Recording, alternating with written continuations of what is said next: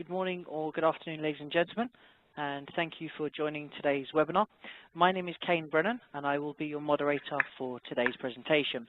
Before I begin today's presentation, I would just like to ask anybody who's connected via the telephone just to ensure that you are muted.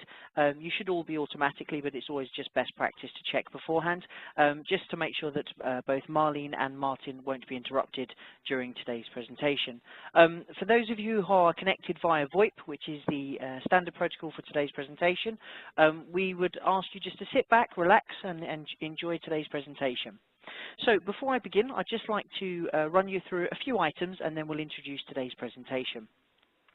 Today's presentation is brought to you by the Business Review and it's in conjunction with Andritz, and the topic for today's presentation is best practice for cooling water management with a focus on immediate reaction to changing cooling water levels. Now, before I hand over to Marlene to begin today's presentation, I'd just like to tell you about a few items that you'll need to use during the presentation itself. On the right-hand side, you will notice a series of panels. In the bottom right-hand corner of those panels, there is a Q&A function. We're going to set aside about 15 minutes at the end of today's presentation to give you an opportunity to have your questions answered. Now, you won't be able to verbally ask your questions, ladies and gentlemen, so what I'd ask you to do is, using that function, enter your questions as and when you think of them. We will prioritize your questions at the back of the session and we'll go through as many of them as we can in that final 15 minutes. What I must stress is any questions that we don't manage to answer at the end of today's presentation, we will keep, and I can assure you that both Marlene and Martin will take the time to come back to you on an individual basis and answer those questions for you. Now, in addition to that Q&A function, we will also be running a series of polls during today's presentation. Those polls are aimed at hearing your views, ladies and gentlemen. So please, when they are launched, I'll come back on, I'll tell you all about them, and just take the time to complete the poll for us, because we'd really love to hear your feedback as well. So, what I'd now like to do is introduce both Marlene and Martin. So, today's presenters are Marlene Eder and Martin Udekreuter.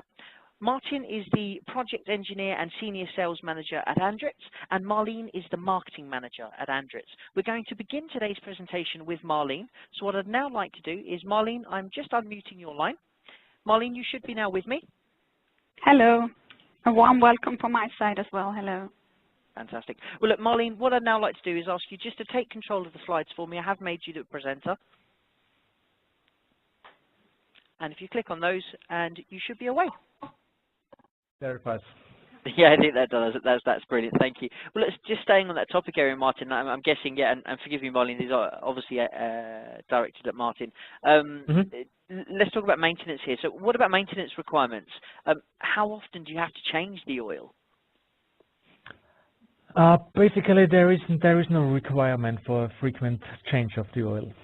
So, the oil itself is filtered all the time in that so that oil supply unit I did show you on the picture covers a filter, so a certain amount of oil is permanently filtered, and therefore you're achieving a extremely long period where you can use the oil.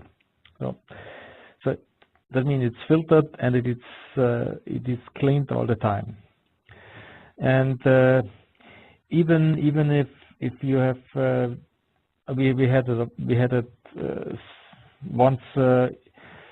had a very heavy rain before the pump house was closed, so we had the case that rainwater came into the oil. Even in that case, if you have that, you can clean the oil, you can dry it and clean it and use it again. So from oil, there is absolutely no necessity to change it frequently, like you do it with your car, maybe. And basically, the whole system, since the hub is filled with oil, it's an almost maintenance-free system. So there are no actions you have to do frequently in order to ensure the proper function of the system.